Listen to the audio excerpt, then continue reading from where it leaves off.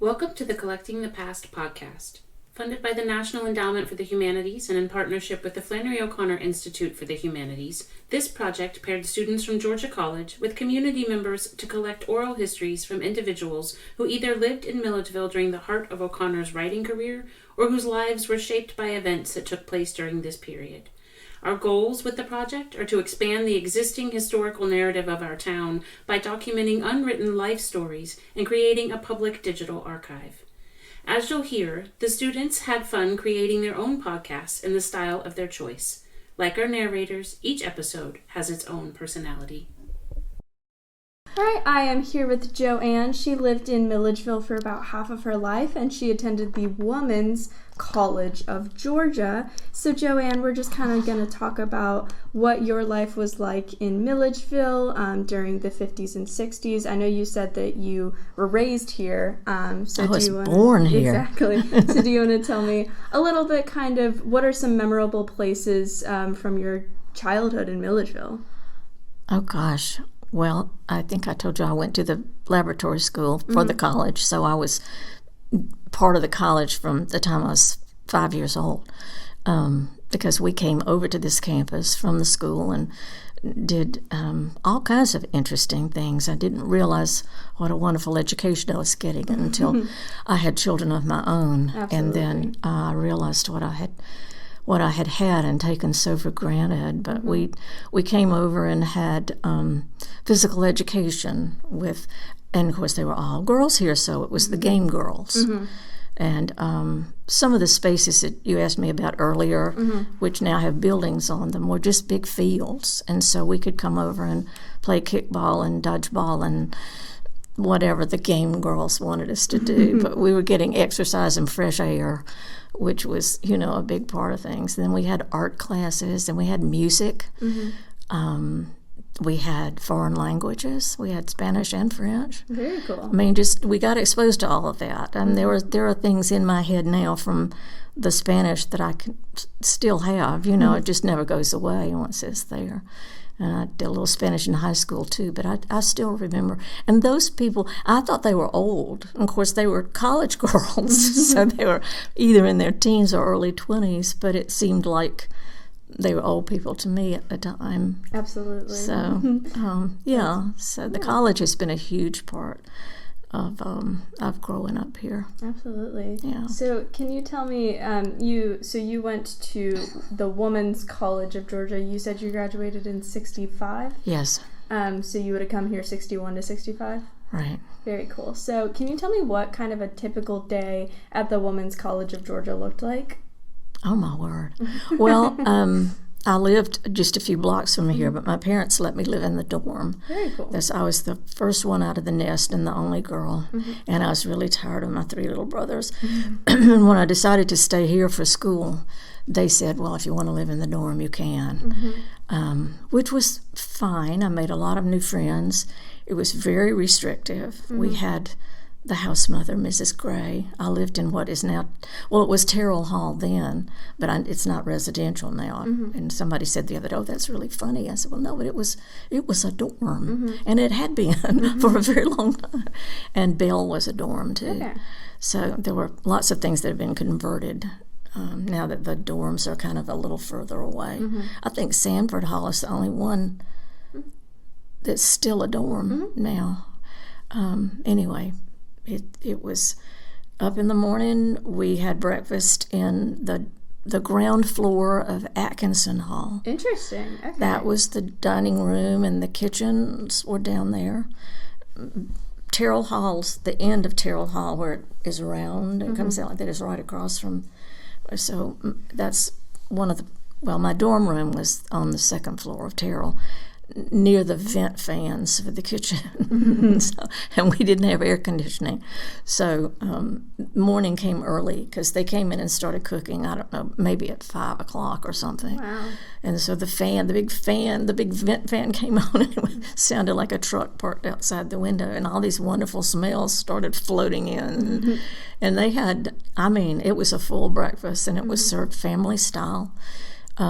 Girls who needed a little bit of financial help with college waited on the tables. Their job was to bring these big bowls of food and put them on the table. Okay. Then we sang the grace, and I can't remember what that was, but there was a different one for each meal, I think.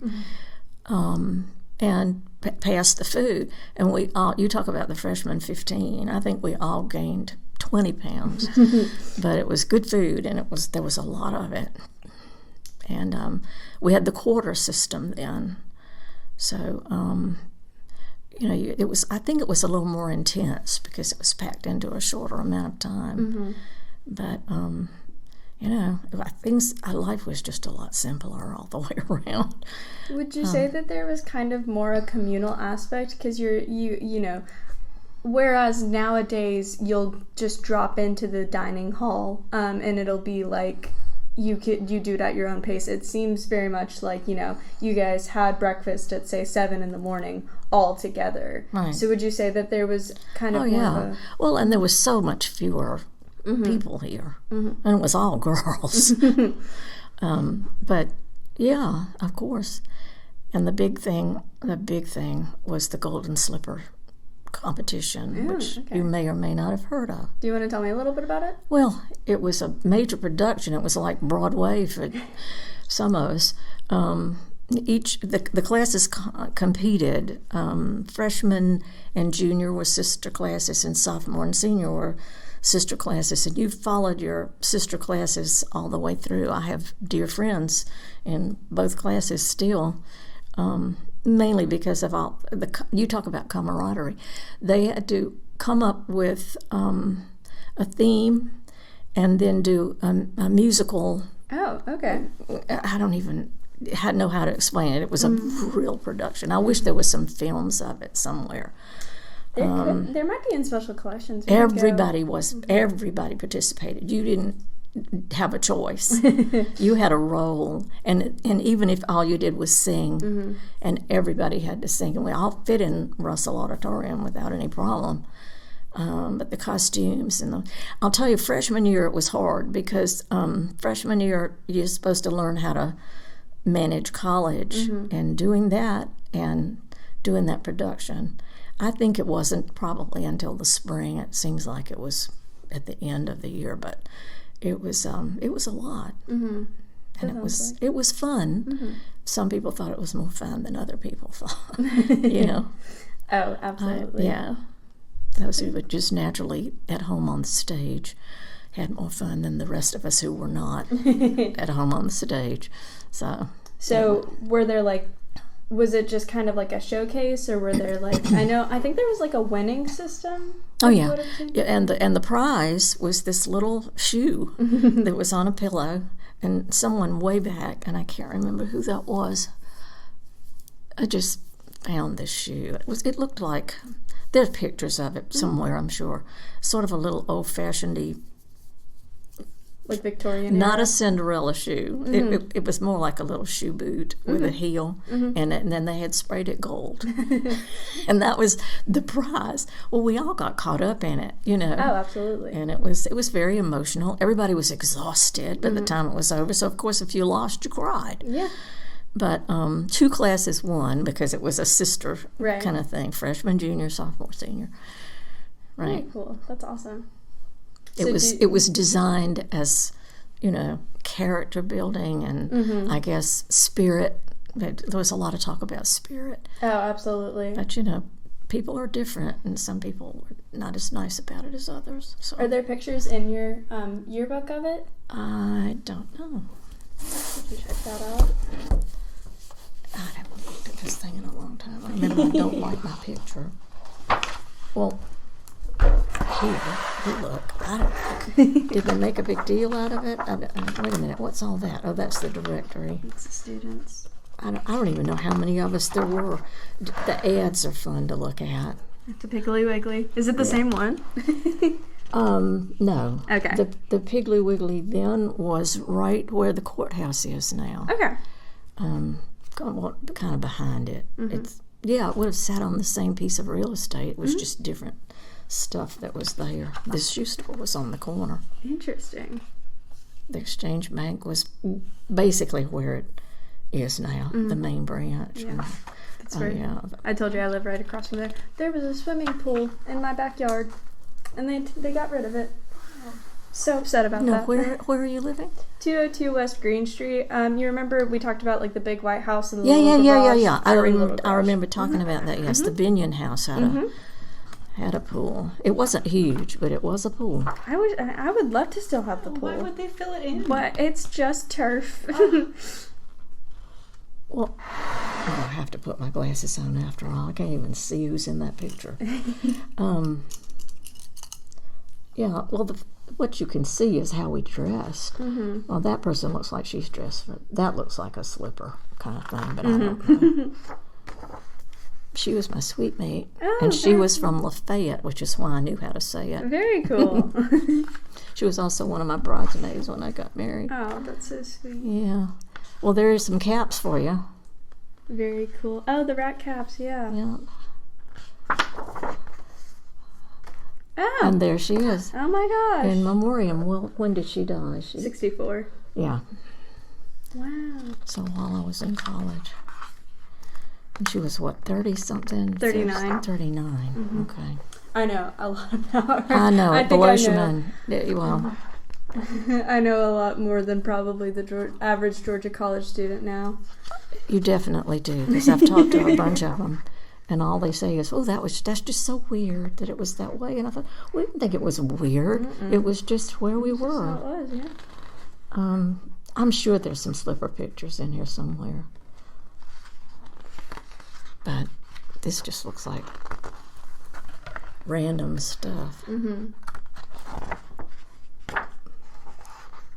There's Peabody School. So that's where you went to elementary school? Yes, all the way through from kindergarten on. Not everybody went to kindergarten. That's Miss Nan Ingram, and she was my mentor. I majored in elementary education and I guess minored in early childhood education, and she was, let's see, what's the name of that building now? The one down on the corner, the Lounsbury thing. Oh, yeah, the John H. Lounsbury. That was where the nursery school was. Oh, very cool. Before that, it was in a little house, which was on the place where that parking lot is on the opposite end of that block. It's a big parking lot. It was a small house, but it was where the nursery school was until they made the big building. There's Lake Laurel.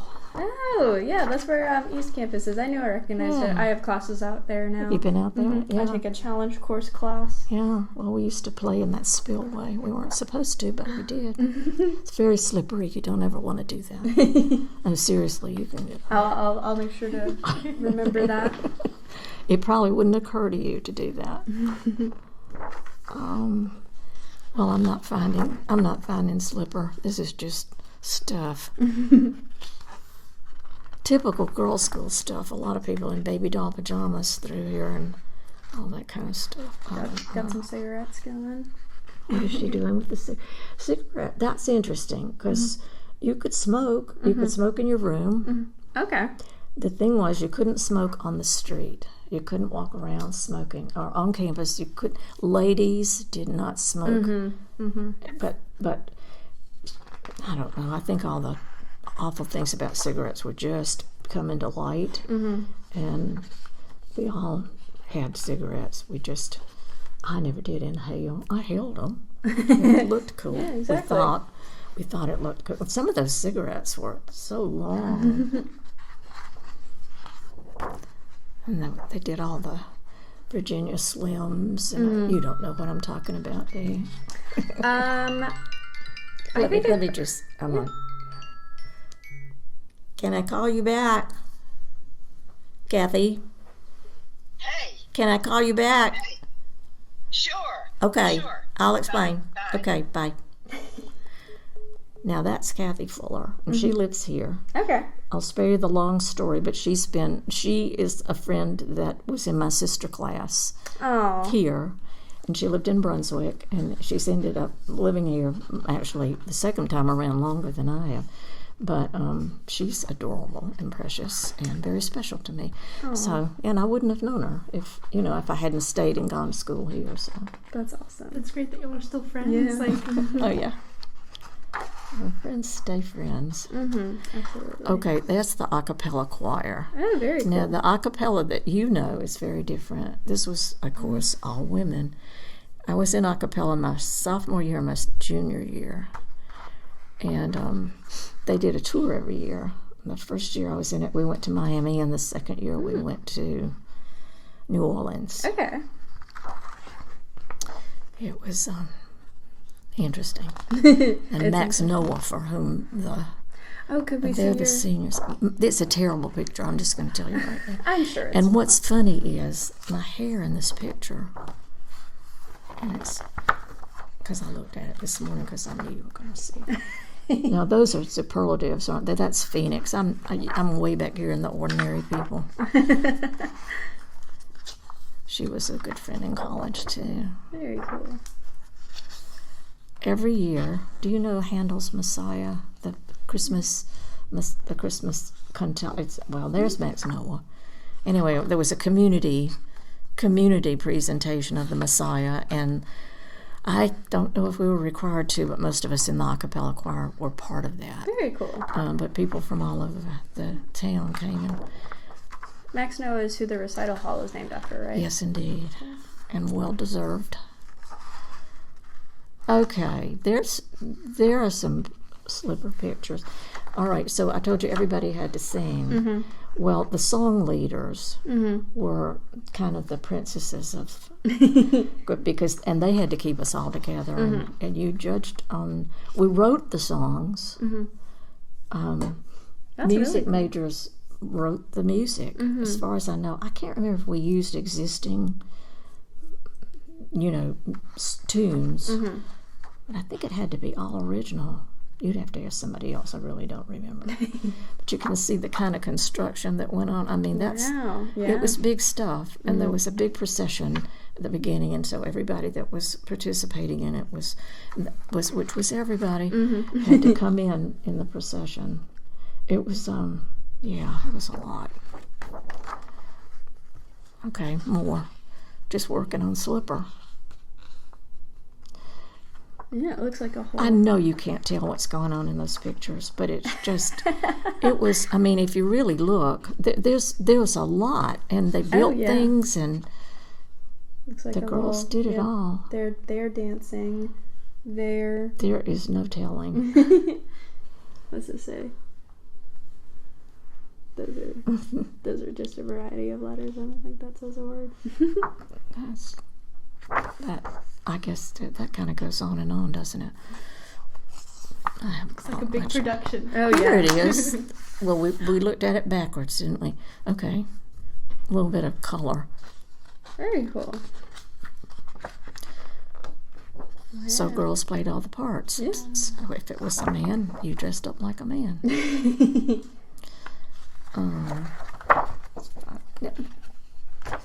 don't want to look at this whole thing. There's the Penguin Club. I don't know if it's still there. I don't even know if the building is the same, but there was an indoor swimming pool. The building that's across from the music building. Is it still a science building? It's probably not, because that's all new. No, it's across from here. It's on this side of Wilkinson Street. Anyway, there was an indoor pool, which was already old then, and then it stayed for years and years and years. I know until it was probably dangerous to swim in. I know there was a swimming pool there was a bowling alley in Ennis Hall, and I've had classes in the bowling alley room. There you go. It was very different. So I guess these are just the clubs. The clubs, which, depending on what your major was. Were you in this one? The Education Association? I may have been not in that picture, but if you see my name, I don't remember. I remember getting the picture made for a couple of things, but I was not very active It turns out I wished I had gone to school somewhere else, just because I was still at home, basically. The old courthouse that's here on the corner, which, as you know, you could stand on the porch of Terrell Hall and throw a rock and hit it. Yeah. Well, my grandfather worked in that building. He was the clerk of the court. I could see his head in the window. I mean, you know, I never really went away. So I got married very quickly after college and left town. Yeah. And everything changed.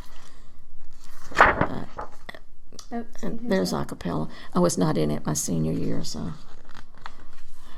But I know most of those girls. It was very intense, and you never forgot those people. Absolutely. I'm still looking for the senior class. I'm not gonna make you look at all the pictures. That would be ridiculous. Are they first? Here we go. I'm getting there. You're going to be disappointed. It's a horrible picture. I'm sure it isn't. Yes, it is. Did you guys have like little mascots? Because I saw it looked like pigs, and that's an eagle. We were the Irish. Okay. I think the Thunderbirds. I can't remember what. The junior class was purple. I think it was royal something. And anyway, yes, it was. That's who we were, and that was all about Slipper.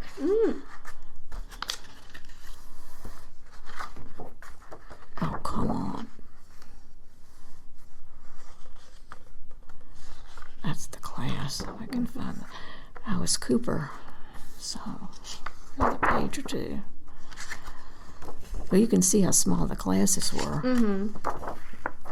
Yeah, Do they even do a yearbook? Yeah. It would almost not be possible. Yeah, there's the Irish. Oh, so I guess I love everyone's hair. I know, it's so I just cute. love Do you see Cooper? That's CA, so you should be on the next page. Oh, there it is. See, that's awful. Oh, that's a beautiful picture. My hair, I haven't worn my hair like that again until right now. I'm losing some of it here, so I'm trying to grow. Anyway, I looked at this and I thought, holy cow, that's what we're trying to make my hair look like now. There's not enough left, but anyway, yeah, that's a 21-year-old me. That's such a pretty picture. Anyway, well, you're sweet. You don't have to. So those are the Slipper pictures. That's Very cool. And I know it. You don't have any concept. There must be some old footage. Surely there is, because you'd have to see it in motion to really understand what it was about. Yeah, well, they have in Liberty Hall, there's a little exhibit, and so it talks a little bit about Slipper. So I've heard about it before, but I've never gotten the chance to talk to somebody who has actually experienced it. Well, it's just a concept that I don't think anybody can relate to anymore. Seriously. I mean, it was. So we have, like, there are big, like, sorority events. I guess kind of the biggest thing would be kind of Greek Weekend, which is, like, the pinnacle of, like, sorority and fraternity life. But you play a bunch of, like, sports. Competition. And then you do steps. It's the same basic idea. Yeah. Yeah. So that's pretty much, I would say, And obviously. competition can end up having a different result Absolutely. So than what it's intended. Do you know what I mean? It's supposed to be camaraderie and teamwork and all that stuff. But when you put groups of, and particularly kids that age, you're going to have controversy. Oh, absolutely. we still deal with it, especially, so there's step, sing, and tug, and so everybody gets really into step, like that's like the pinnacle thing. And so if your team loses step, then you know you're like, well, what happened? Because everybody puts so much work into it. Right. Well, you do, and it wears you out. Oh yeah. And so then when you lose, if you lose, you cry because you can't help yourself. Exactly. I mean, you know. Anyway. Yeah. So my next question is going to be, what was it like to leave Milledgeville after living here for over 20 years?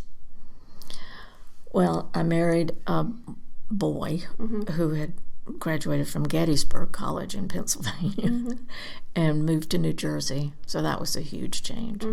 It was a huge change. I thought I needed to get away from the South, and I found out how much I loved the South after I got to New Jersey. But I stayed there for a very long time, and it ended up being just fine. Good. But yeah, it was shock. Absolutely. Oh, I mean, I was so naive. Oh yeah, because I mean you're freshly college graduate in a brand new city. And growing up in a small town. I do think the college made a big difference. I was probably not as naive as some of the girls I went to school with from smaller places that didn't have colleges and didn't go to Peabody School. You know, those kinds of things. But still, it was huge. So, yeah. Oh, yeah. I mean, you got the chance to interact with a lot of different backgrounds from a very young age. But, you know, if you came from, say, Tyrone, and, you know, you experience such a small bubble, and then you go and experience brand new things. Oh no! And my mother had taught at Peabody, and had been given the opportunity to, because of the school, had been given the opportunity to go to Columbia and get her master's. Wow, that's awesome. So she did that in a very short time. Yeah. But she ended up having 4 kids and didn't teach again until long after I was a grown up. But yeah, and so my parents' friends were, a lot of them were connected with the college. Oh, yeah. So I had a history professor and an English professor, and, you know, all of those people were in our circle of friends, and it made a big difference. That's awesome. You know, you have that sense of, like we were talking about earlier, you have that kind of sense of community, and it's still prevalent in Milledgeville today, absolutely. Wow. Like, I'll go home and I'll meet people, or I'll talk to people that also went to Georgia College, and they've since graduated, but, you know, you still remember, the brick house on the corner, or the little side street. Like, it connects people all throughout the state, and even across a lot of different boundaries, so it's really cool. So I know you came back here after being gone for a while. So 40 years. 40 years. So what about Milledgeville kind of felt like home to you? What made you want to come back? Well, I did not. After 28 years of marriage, I was divorced from my first husband, and within a year, I married a boy that I had dated while I was in high school. And we lived in Atlanta for 11 years. And then we were both in our early 60s at that point. And we decided we wanted to come back and live here. His parents were still living. Mine were not. That was part of it. Okay. But it was mostly, where are we going to live when we're old? Well, where will we be comfortable? Where will we feel at home?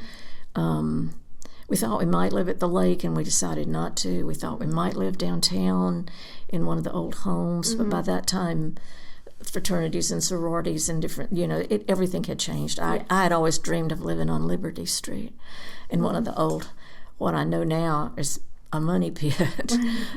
So time took care of that, and I didn't do that.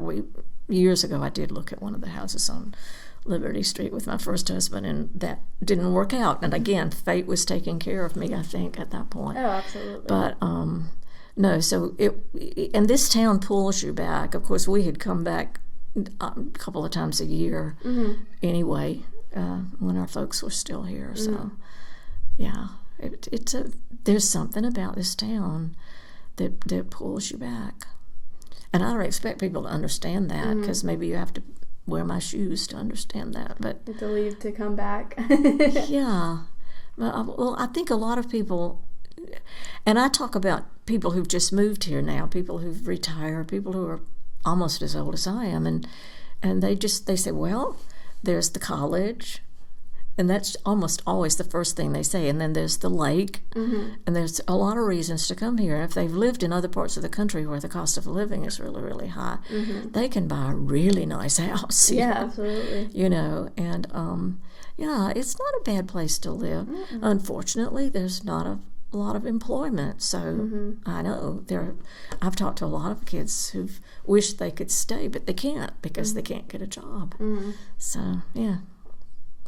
Oh, yeah, because, I mean, it's very much like there's not a lot of places or companies centralized out of Milledgeville? And then, like, Over time, there's been various industry here, and I could name them all off, but I won't bore you with that. But they've, and some of those people, a lot of my friends who are from New York and Pennsylvania, their parents came to work at one of those places and raised their families here and then stayed for all the reasons I just named. Oh, absolutely.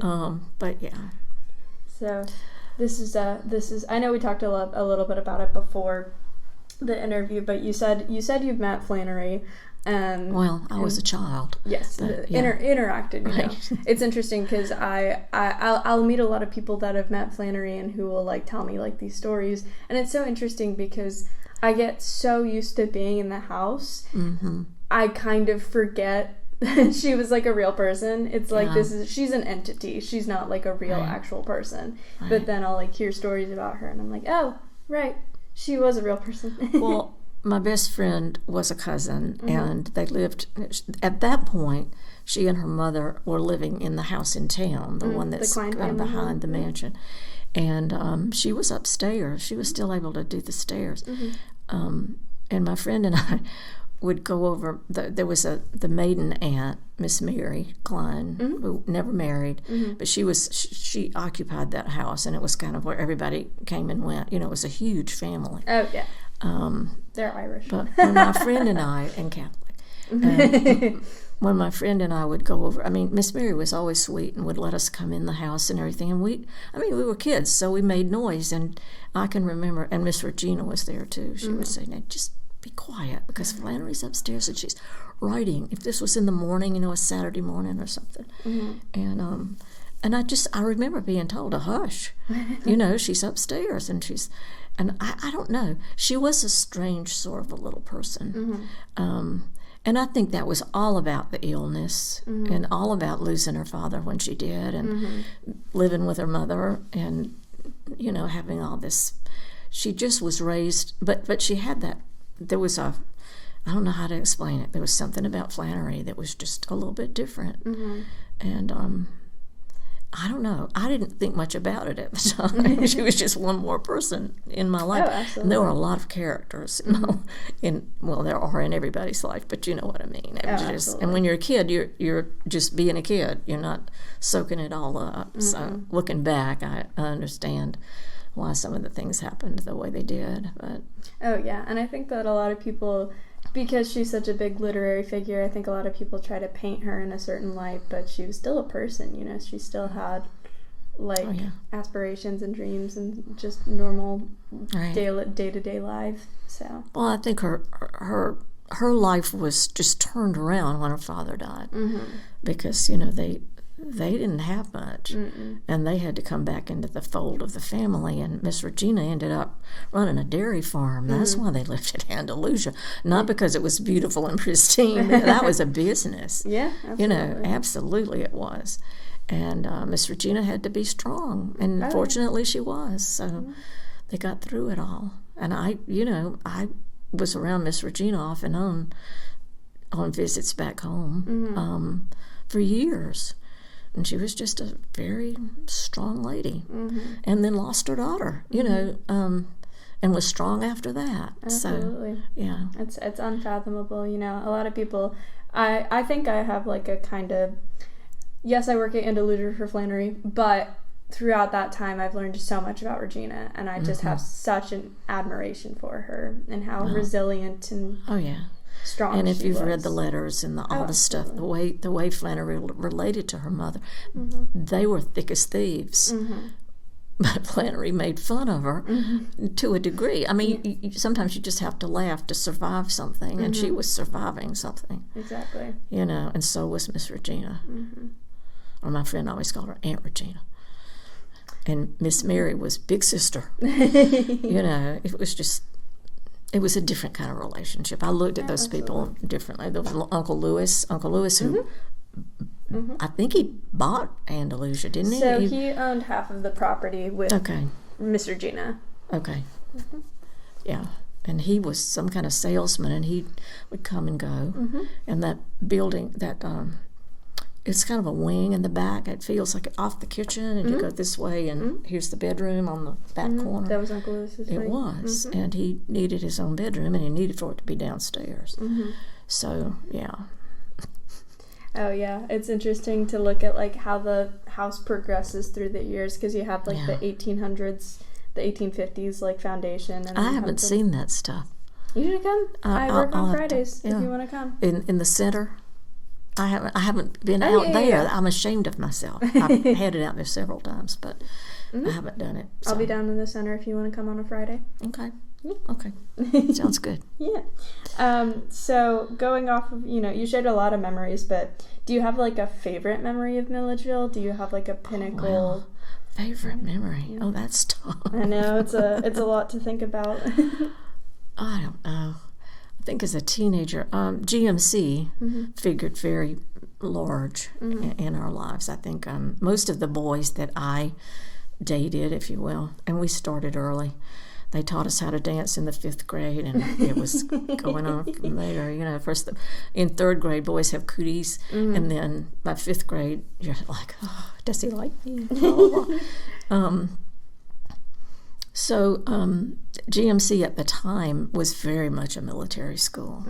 I mean, my husband went there, and my second husband, the one I came back and married, it was military. You wore the same uniform every day. It wasn't this uniform of the day thing, unless it was there might have been one dress uniform. Usually they had to polish their brass. They would get demerits if the brass wasn't polished just right. If your belt buckled didn't shine the way it was supposed to, you could have to carry a rifle and march in circles on what they called the bull ring. It's now Grant Parade, but it was the bull ring. And that was punishment. It was boys came from other towns to go to school here. But there were balls. There were different ones. There was a Valentine ball and a Halloween ball, and we dressed up and wore the hoop skirts and did all that stuff. It's kind of embarrassing now. No, that's so sweet. But it was fun. I think all of my friends and I talk about, we lived up in sort of a charmed time. It was for us when I realized what was going on that I wasn't paying attention to. I mean, the segregation thing was just awful. And I knew that, but I was, again, you're a kid. You're not really soaking it all up. It was not a nice time for a lot of people. But for those of us who were fortunate enough, it was pretty wonderful.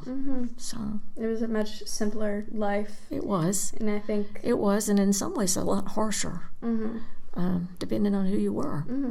So, yeah. Yeah, I've gotten the chance to read a few stories of like itinerant farmers that worked at Andalusia, and so it's really interesting to be able to kind of see what their day-to-day life was as well. So that kind of leads me into my next question. Sure. How do you want people to remember Milledgeville in the 1950s and 60s?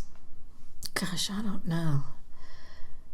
It seemed like a much more peaceful place, but that's just because the whole world, all the awful things were going on, and maybe that just has to do with how aware we are of everything now because of all the news that's coming at us all the time. If you didn't watch the 6 o'clock news, whoever it was, you didn't know what was going on. I mean, and a lot of people probably didn't. Yeah. My dad didn't let us get a television until I was 12. And I acquired another little brother that year, and I think he decided he had to entertain us or something. I don't know. But and so my brother, who is, like I said, almost 12 years younger than I am, always had TV in the house, and he's just different. I mean, his whole attitude about everything that's going on around him is just a little different because he was there with it all the way through. Absolutely. Yeah. You had that kind of experience Right. of my dad maintained, and I think he was right, and he called it the idiot box. He watched baseball games and the news, but he called it the idiot box always. And he just said people are going to stop reading. And I think a lot of people did. Yeah. You know, I think you have to I never did. I'm in 3 book clubs. I want to get into a book club. I need to. I love talking to my friends about like what books we're reading. Mm-hmm. And me and my friend tried to read a book at the same time, but then I got swamped with thesis and she got busy with work. So then we just. Well, sometimes I think maybe we shouldn't just read a book. We should just get together once a month and talk about what we're reading and exchange. Yeah. Because that's what happens. Mm-hmm. We talk about the book for a little while, and then everybody says, "Now, what are we going to read now? Well, what have you been reading?" And then we come up with what we're going to do next. But I read things that I never would have read. Oh, absolutely. Because of talking to other people. So yeah. Yeah, that's awesome. One of my book clubs is just all girls. Mm-hmm. One of them has husbands. Mm-hmm. I don't have one, but they let me be in it anyway. And I'm in a new one called the Banned Books Club. Okay. And we meet. I've just joined this one, and I had to be invited. It's at the Blackbird. Oh, okay. And we meet in that, the little room around the corner of the birdhouse or whatever it is. Mm-hmm. And it's interesting. We meet at 10 o'clock in the morning, and I think we've changed it to 9:30. But anyway, there are always kids around us. We pull all the chairs together. We just hog the whole room if we can. And there's about 12 of us now, and I expect it's going to get bigger because every time I tell somebody about it, they go, "Oh, I want to be in that." And I'm thinking, I'm new. I can't invite you yet, but I'll find out. But the kids are, doing their own thing, but I always wonder if they're hearing us, if they're listening to what we're saying. Just taking notes. Because, it's turned, if you can imagine what kind of conversations we have, and we talk about Donald Trump a lot, and it's not good.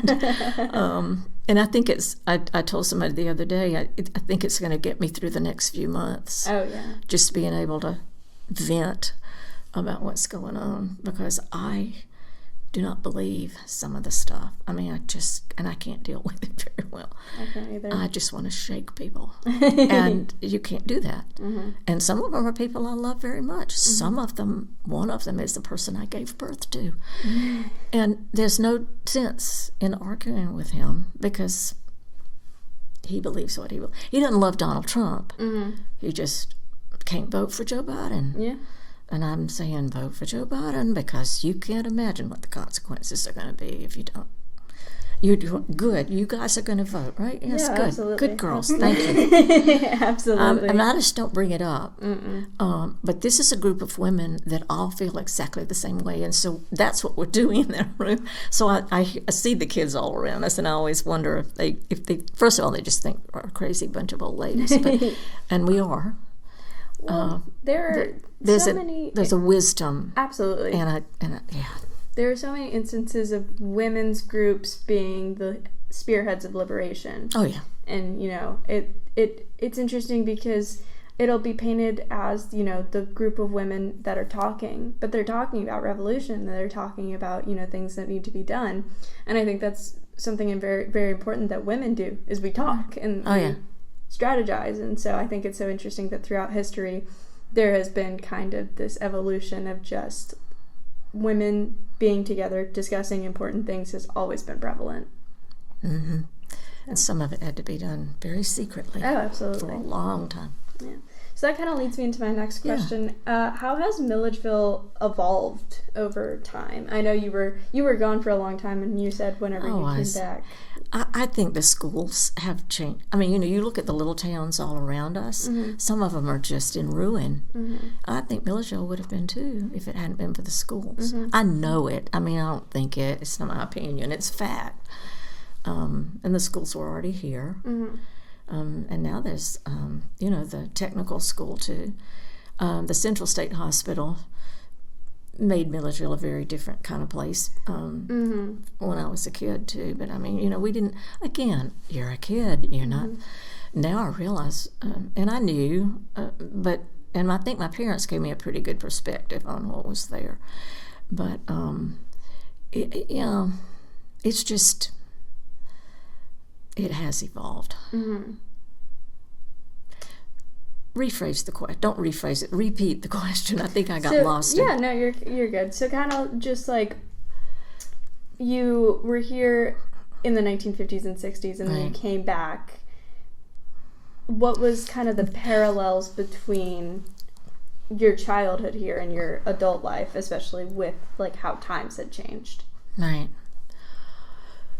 Well, the size of the school, I keep going back to the school because I feel like Milledgeville, my husband used to say, Milledgeville used to be a town with a college. Now it's a college with a town. And it's true. Yeah. And my grandson came before he decided to go to Virginia Tech. He came down with his dad and he looked at Mercer because they had a baseball team he wanted to be on. COVID kind of took care of all of that. That messed up. You probably were in the same situation. Oh, yeah. But and then we came home and we went to the Brick and got some pizza for dinner that night. And we walked around and I showed him where his great grandfather's house was, and he said, "But I said, "Yep, it's in the middle of the campus now." But they didn't tear it down. They've absorbed all these homes into the campus and whatnot. And not everybody in town was happy about that. You know, they're talking about the college and, well, you know, all the fraternities have taken over all the houses. Well, they've also made sure those houses didn't fall down. Yeah, absolutely. Or get just knocked down or whatever. My grandparents' house is not a historic house. It's just a big old house. But they've utilized it, and I just think that's wonderful, and that's what's made the difference. Absolutely. The contrast, it was a town. People lived in all those houses. Yeah. I can name names. I mean, I remember those people, and there was nothing college, and unless a faculty person was living in someone's home, probably renting a room and having dinner with the family. I mean, things were very different. Oh, yeah. But now, I think it's nice the way it's survived. I mean, the huge amount of growth. With GMC, too. GMC's still growing. Oh, my gosh. That's what makes this town what it is. At one point, I will just share this with you. They were going to take down all the trees in downtown Milledgeville. Wow. Well, there was a reason. I think the trees that were there were getting old, and the roots were going into the sewer system, and the water, whatever, it was making a big mess. And there was a time when they just dug everything up. They were going to cut down all the trees. And some of us didn't like that. I mean, not all of them. So some of the larger trees got spared because some people stood up and said, "Please don't do that." Because when I was growing up, there were trees. It's hard to picture this, but there were great big trees all up and down Clark Street. Okay. They didn't quite arch over the street because the streets have always been wide because Milledgeville was designed to be a capital with wide streets. But they were big trees, and then underneath them, they had planted dogwood trees. So in the spring, right about now, when the dogwood was blooming, you had the elm, and they were elm trees, and I guess that was part of the downfall because elm trees get sick from a lot of different things. But every street was tree-lined with great big trees, and then this understory of dogwood, and it was just gorgeous. I wish they'd find a way to put some of that back. I know it's harder now with the climate changes. Just keeping them watered and keeping them alive would be a challenge. It costs a lot of money to do all of that. But they have like the little not planetarium. What am I thinking of? What am I thinking of? Arboretum. The little like circles. Greenhouse? No, like the little circles downtown that have like the greenery in them. Oh, the median strips. Are you aware that? Do you know the statue of the Confederate soldiers, or I guess they're Civil War soldiers, from the library downtown? The GMC gates are here, the library's here, and then there's a median strip, and there's a statue there. It's a monument kind of thing with a soldier on either side. That has been moved from the intersection. Wait, give me a minute. The old courthouse is here. Barbarito's is here. The visitor center is here. It was right there. Okay, interesting. And there are pictures of it because it was moved. I don't know. I think in the 60s sometime, maybe. I don't know.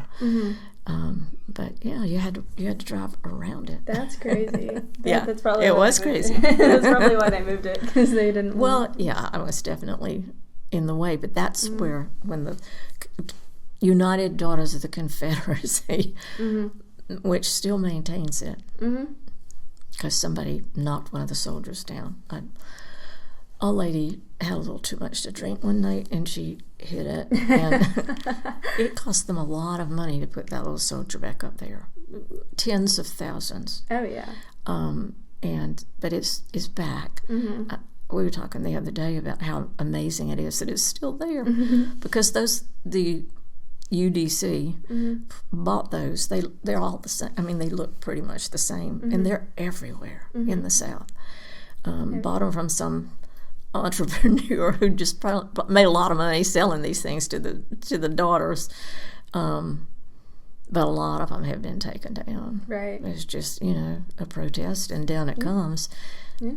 That one's still there. I don't take the Union Recorder, but I haven't heard anything about anybody wanting it down. Yeah, I mean, I'm sure there are people that would love it. It's also on a little side street. Like, I think a lot of people forget it's there. But it's across the street from the gates of GMC. Yeah. People see it. Yeah. I mean, it's smack in the middle of a lot of stuff, and it's right there. Yeah.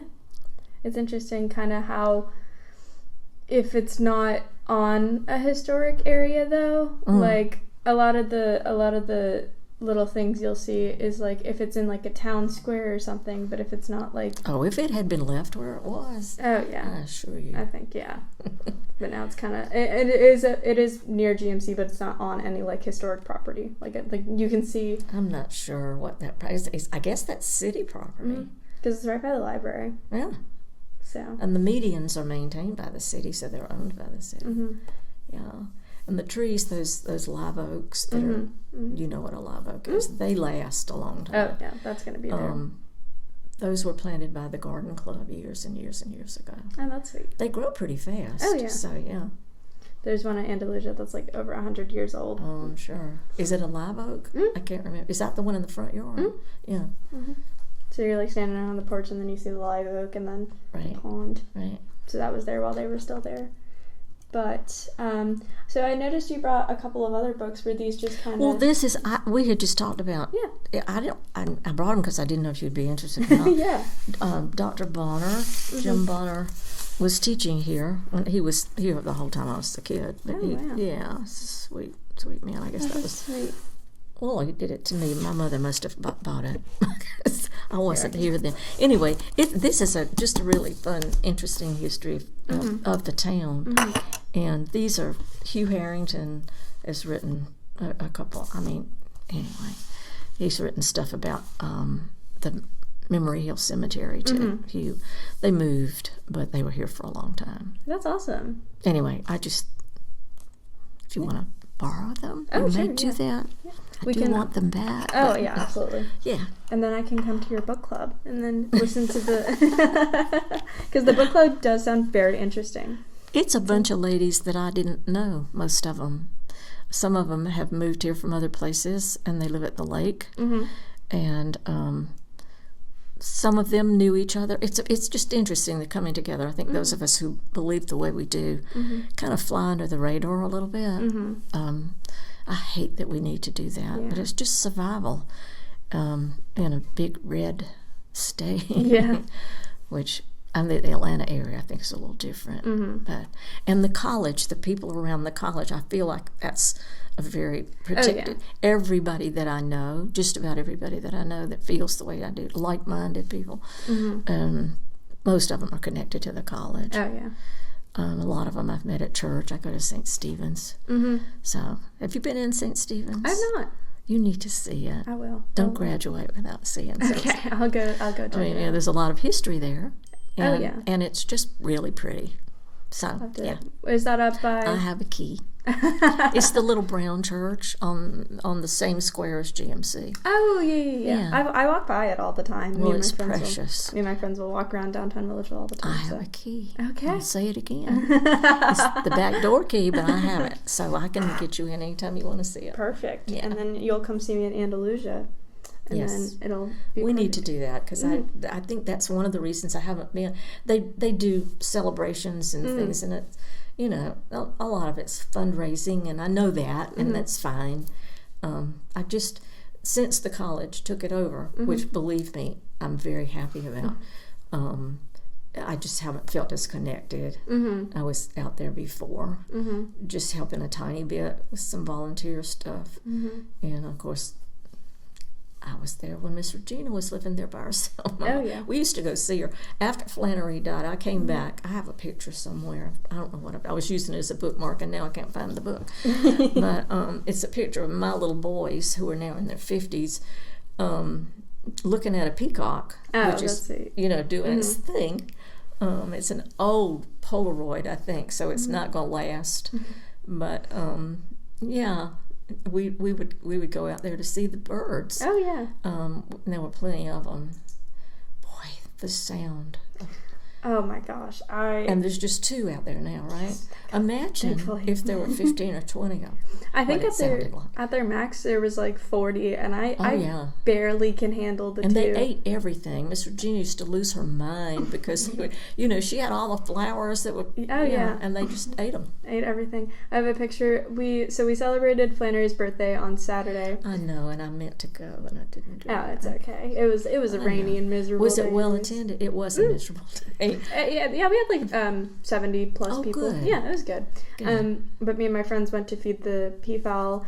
So we go into the pen, and Astor, who's the male peacock, he flaps his wings at my friend, and she's like, "Oh my god, I'm gonna get attacked." It was so funny. Well, are they nesting?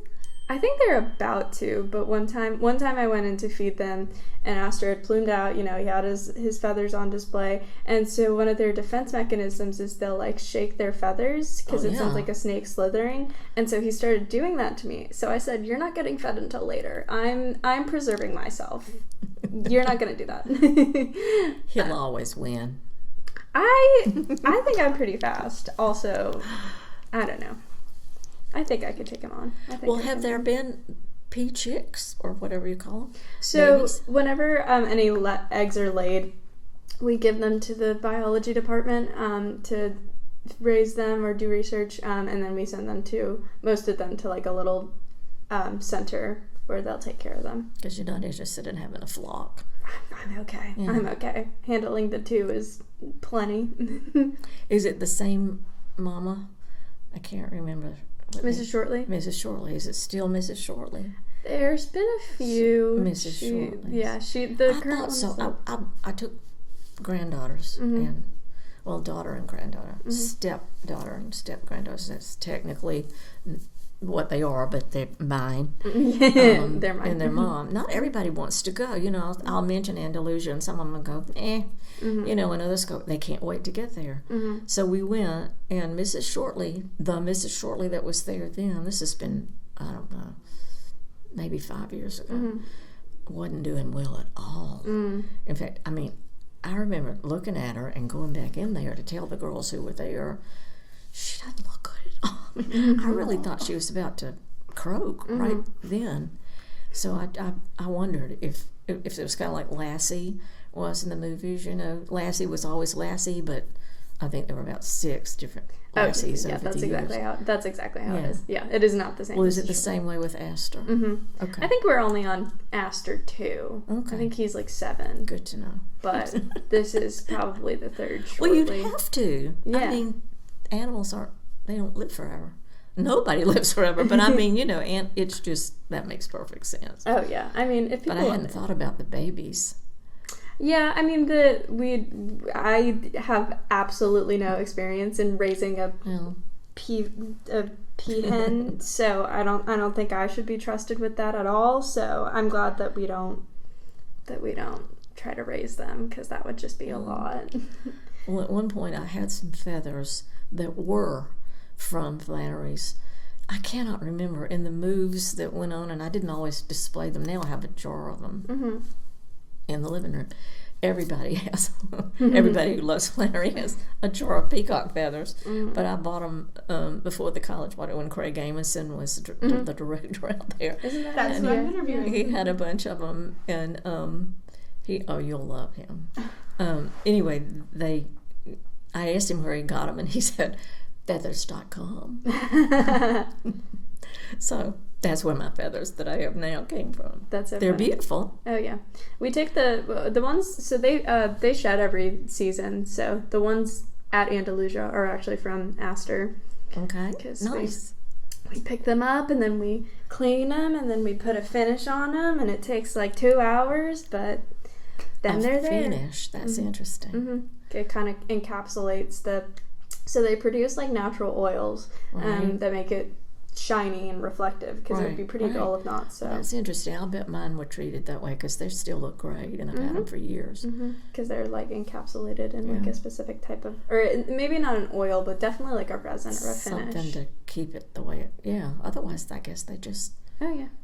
But as we wrap up, do you have any last words or anything you want to tell me that we haven't gotten the chance to?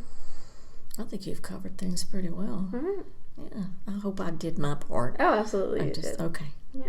Good. So my final question is going to be just, what's your favorite historic building in Milledgeville? The old courthouse, hands down, and that's because of my association with it. Absolutely. You know, when I was a kid, we had roller skates. Have you seen the roller skates? They clamp onto your shoes and you tighten them with a key, and you made a lanyard out of that plastic stuff, and you hung it around your neck, and you hoped it didn't flop up and hit you in your tooth and knock your teeth out or something.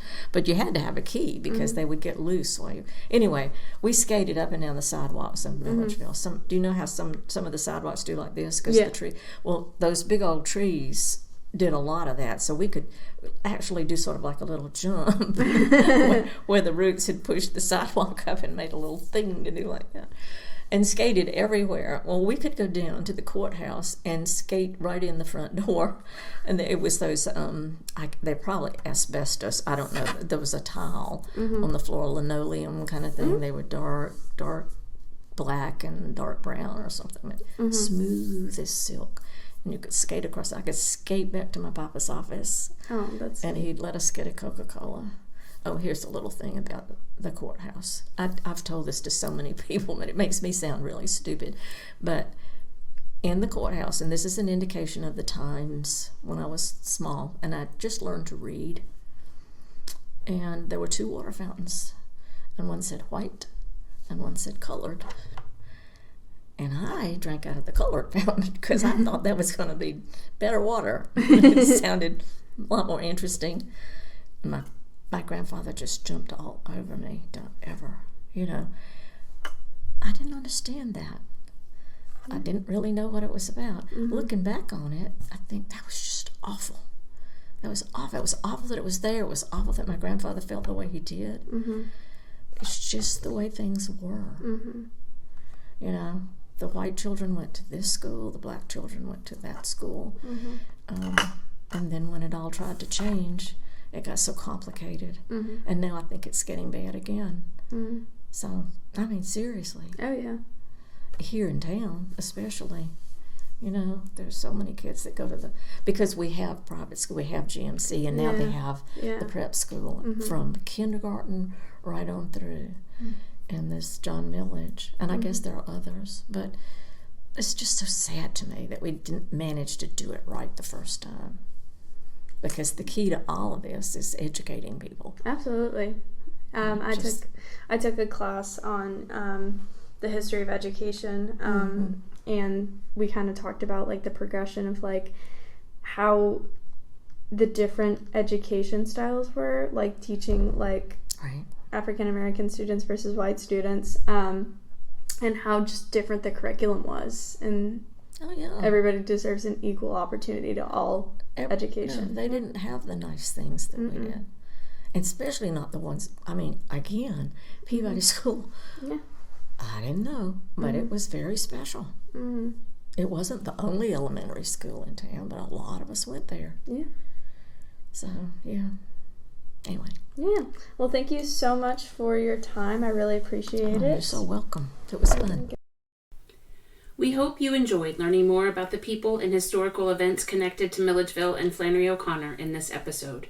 If you or someone you know has stories to share related to either of these topics, we'd love to hear them.